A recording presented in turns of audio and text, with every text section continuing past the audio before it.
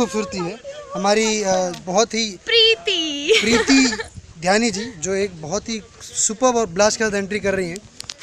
How are you Preeti? Hello, hi. Hi, कैसा लग रहा है वैसे? बहुत अच्छा, दिल वाले। अच्छा। आप लोगों के साथ काम करके बहुत अच्छा लग रहा है और बहुत कुछ सीखने भी मिला। वाओ, हम लोग सिखा रहे हैं। Wow, seriously. वैसे बहुत अच्छा लग रहा है हम लोगों को भी। Can you please come here?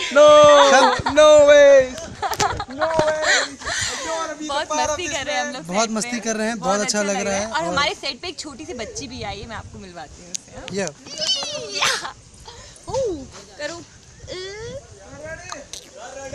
हमारे टीम में जो बहुत अहम लोग हैं, जो हमारे टेक्नीशियन हैं, जिनका नाम है प्रवीण जी। कैसे हैं प्रवीण जी?